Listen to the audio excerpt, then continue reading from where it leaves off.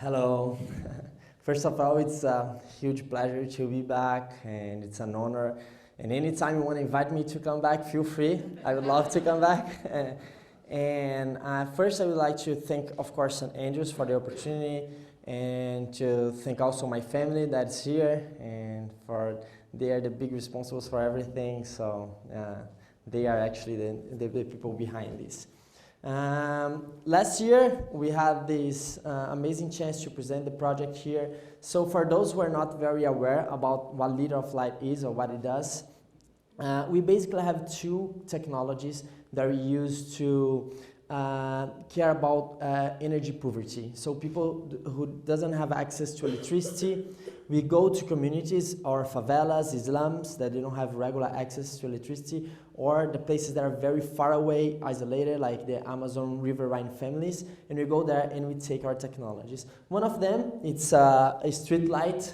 This is in Amazonia, actually, so you can see the street light up there brightening up the streets. And it's made of a solar panel, a battery, and LED lamps. And we have a new technology that you didn't get to know last year, so I actually brought it, so I have to show you here. Which is a Brazilian hand lamp, because a lot of the families, they needed something portable that they could use.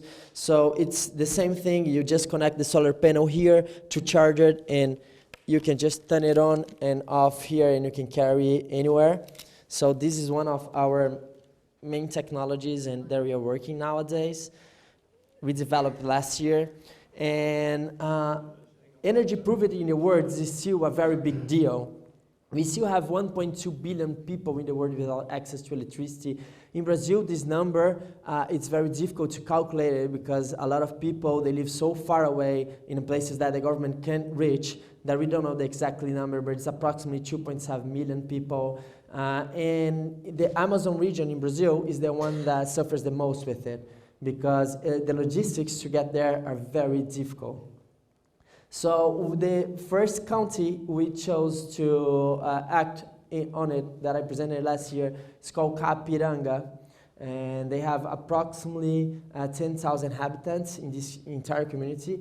They don't have access to electricity. They only have generators that they use a couple hours a day, and this generator is only like from 6 p.m. to 9 p.m. And a lot of times, because it's very far, if the generator just breaks, it takes like 1 year to repair it, and so they stay all this time without any access to regular electricity. So last year, in order to solve that, we came to Scotland, and we have the big, I love this, and we had the pleasure to present the project to you. It was an amazing competition, and we were pleased that we got the first place, and it was one of the happiest days in my life. I was exactly here when Sir Alec called me, and I was like, oh, it was one of the best moments in my life. And not only me, but all the people that are assisted by Leader of Light, they were very happy with it, because now we finally could go to these communities that are really far away and take our technology to them. Because the one thing that we didn't have, but St. Andrews provided us, was the money, so we could go to and pay all the logistics in Amazonia. So now now that we do have the money and we're celebrating about it, it was time to go back home all the way to Brazil and actually put hands-on, a lot of work to do. So this is our headquarters, our team in São Paulo. We are approximately nowadays 160 all over Brazil, and only in São Paulo we have approximately 45 volunteers working full-time and 2 employees. And the first thing in order to go to the Amazon was to make a pilot, because we didn't know how difficult it was to get there. We didn't know how the logistics would work, how the technology would behave, because it was a very humid place, a lot of rain all the time, every year, the entire year.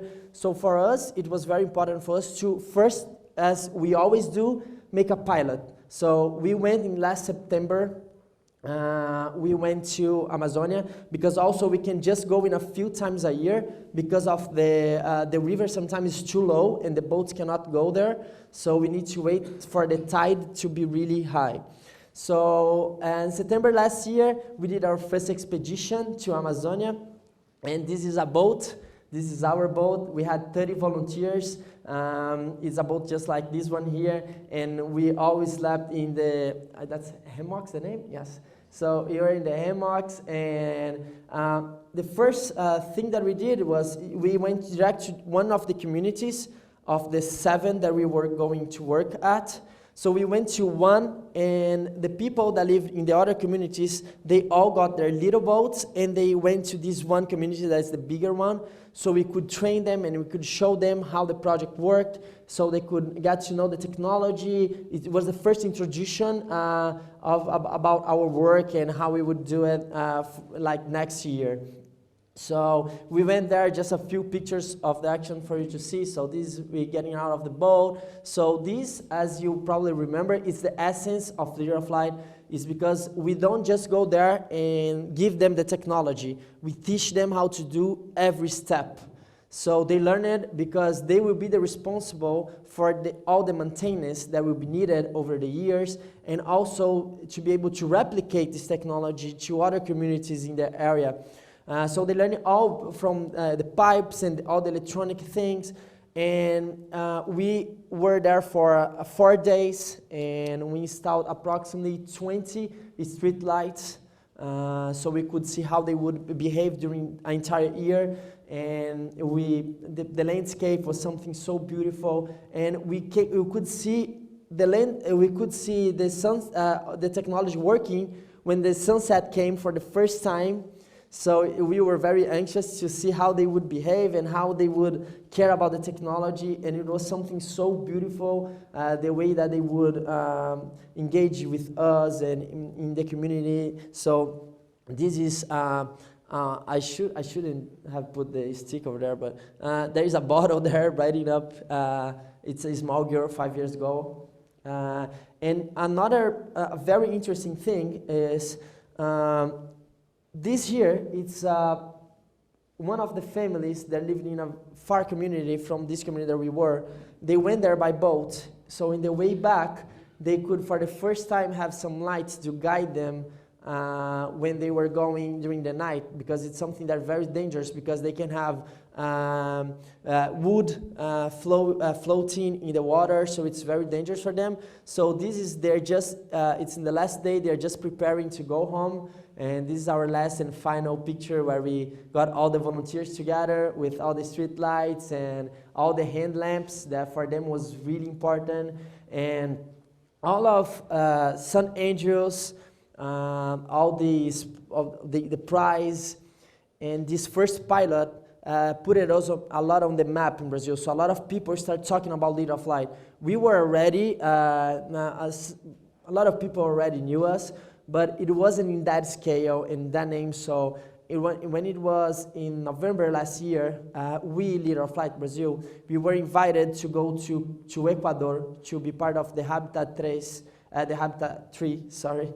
And that is one of the main events of UN around the world. It happens after 20 years. And it was an amazing opportunity to show our work there. So this is the street lights that we brought to the main entrance of the conference. It was beautiful. We had people painting, and they got a lot of exposure to us.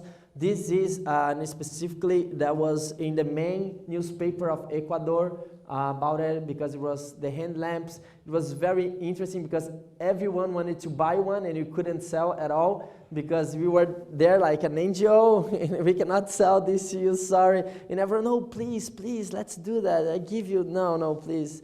So it was, people really like it because it's really easy. We had workshops teaching them how to assemble their own.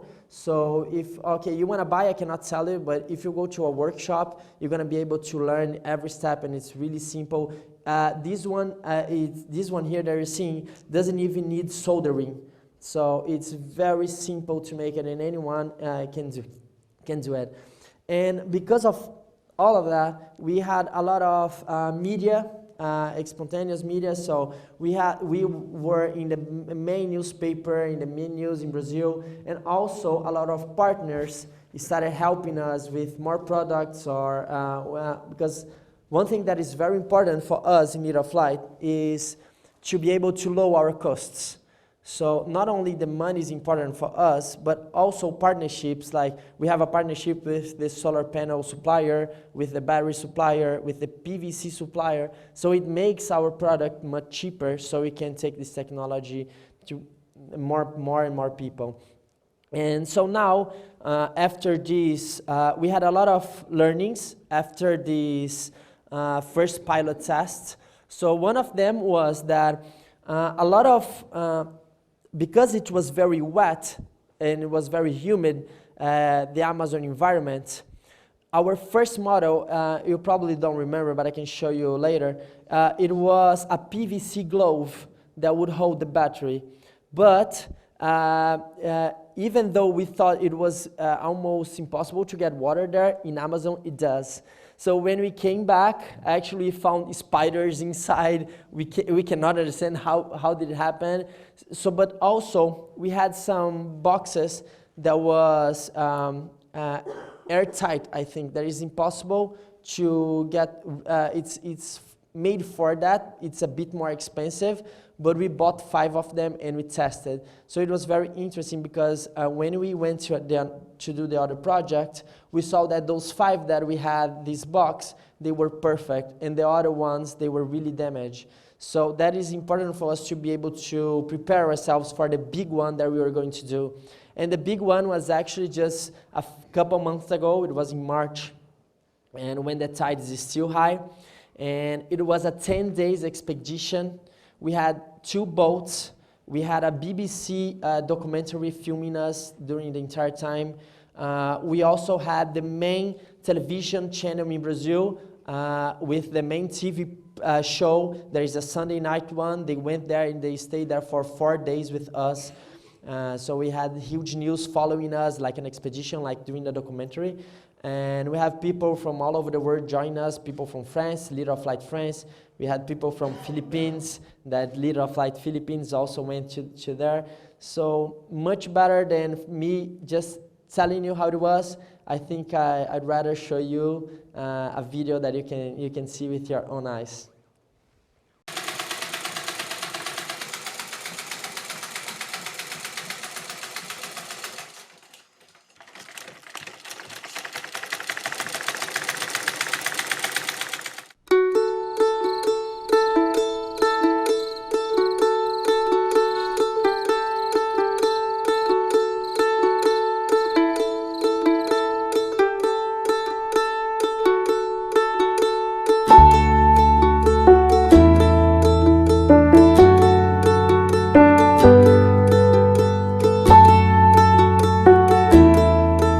Essa é a maior ação da história do litro de luz.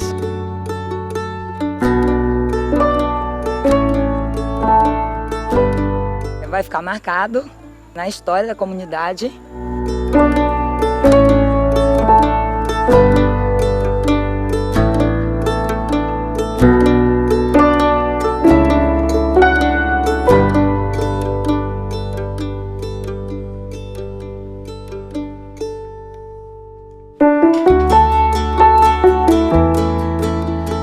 Em setembro a gente fez essa ação piloto, testar principalmente a questão logística, pela dificuldade da distância geográfica do centro e como a gente conseguiria se relacionar da melhor maneira com os moradores. A gente trouxe embaixadores de 7 comunidades diferentes e capacitou eles para serem como se fossem representantes mesmo do litro de luz na comunidade. São pessoas que vão ser os principais responsáveis pela comunicação com a gente, com os moradores, pela replicação para outras comunidades ainda mais distantes.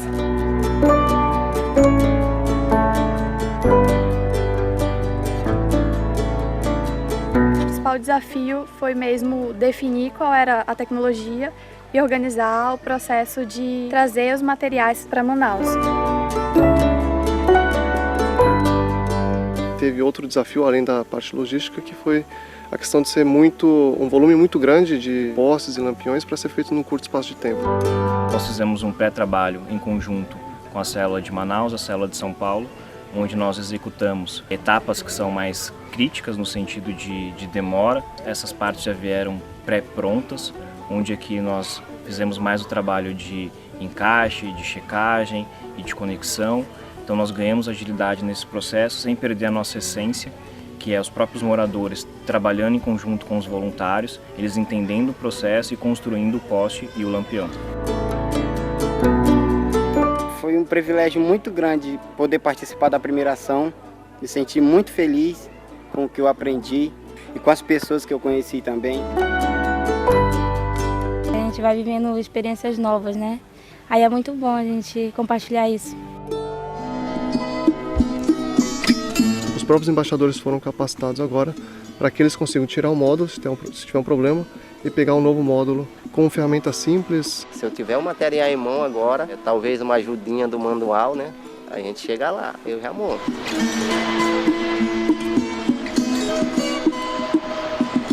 A gente está conseguindo instalar os postes que agora estão bem melhores, com uma tecnologia nova. Em setembro nós fizemos um piloto aqui com as caixas herméticas, né, que é uma maneira mais segura de proteger o nosso circuito, é o coração, né, do nosso poste ou do nosso lampião.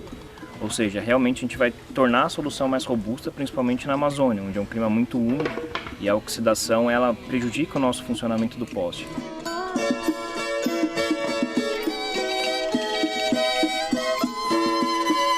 A gente nunca tinha sido contemplado com um projeto que pudesse trazer benefício para a comunidade.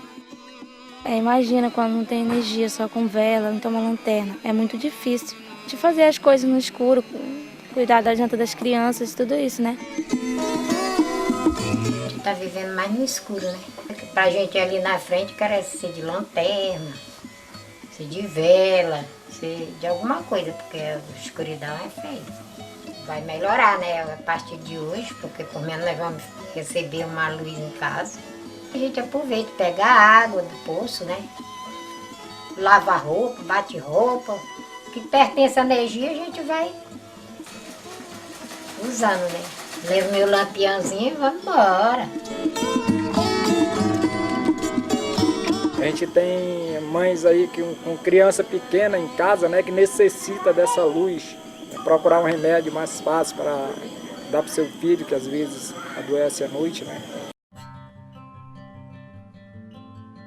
Não tem preço, né? Aquele sorriso sincero, o calor do abraço, um preenchimento interno, né? Que antes eu nunca havia sentido.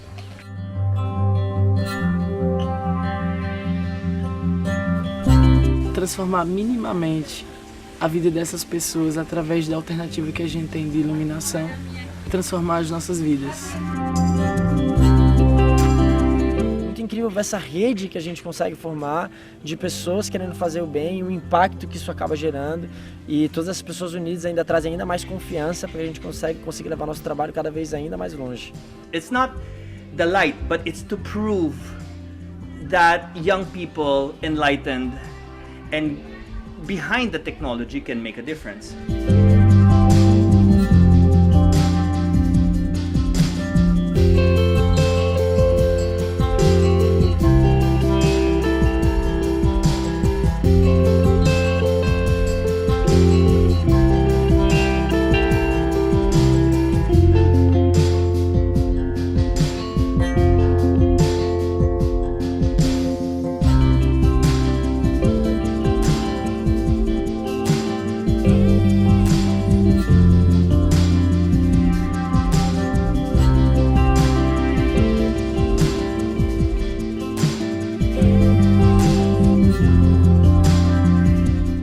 So this was made special to you. I hope you like it. I love it.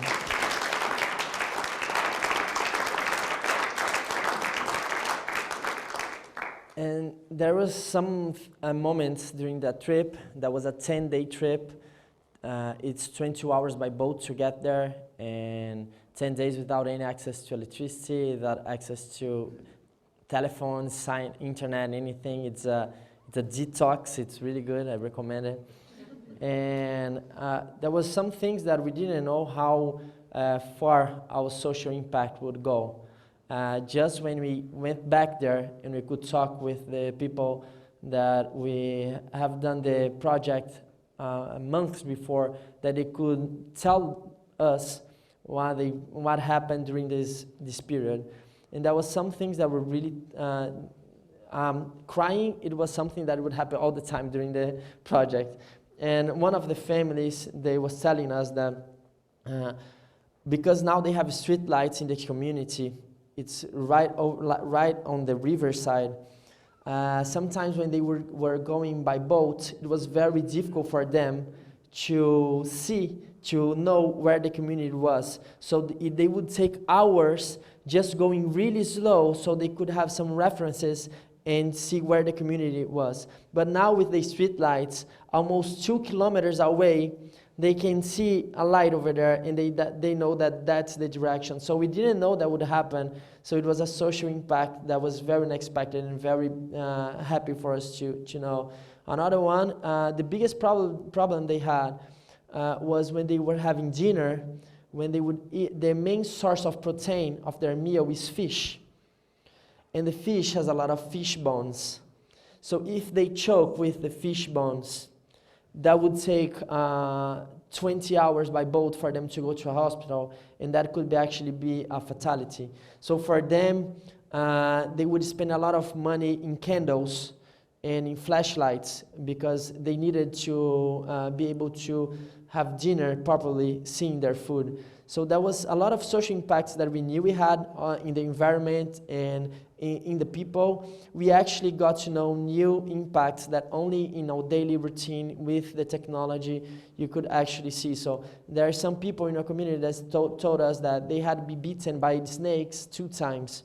So it was very important for us to really understand, and for me personally, I have done this in Kenya, I have done this in Brazil, in the slums, but in the Amazon was the place that I felt that they needed the most, and the social impact was something very, the fulfillment of our work there was something that I've never felt in my life. So I just would like to share this with you. So this is some news. We got 13 million people watching us on live in this television channel. It's the biggest audience in Brazil. Our website almost crushed. We received a lot of donations that day. It was really nice for us. And there is a person that has been with us, that he's our oldest volunteer. He's 65 years old.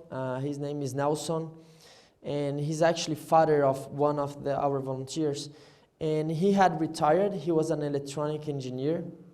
And he went to Ecuador with me because he's actually the one that nowadays he donated his entire, there is a space, a warehouse in his house that he donated for Lead of Light, and nowadays is our headquarters. It's in São Paulo. He's probably our full-time volunteer. He works with Lead of Light the entire day, and he's very passionate about it. He has been in the Amazon with us both of the times, and he's actually the one who created this hand lamp that nowadays we are using. And he told us in the way back in the boat something that I would like to share with you. This is him. I don't know how Japanese people can do that, but they can. And he was sharing with us that he worked for 45 years in the same company, building electric lines all over the world and grid lines. And in Lead of Light, it was the first time in his entire life that he found his place on the world, that he was really happy. There was an authentic path. And for me, this is so strong because we see a lot of young people just go into a career that they don't like it just because their parents say so or because the market is telling them to do that.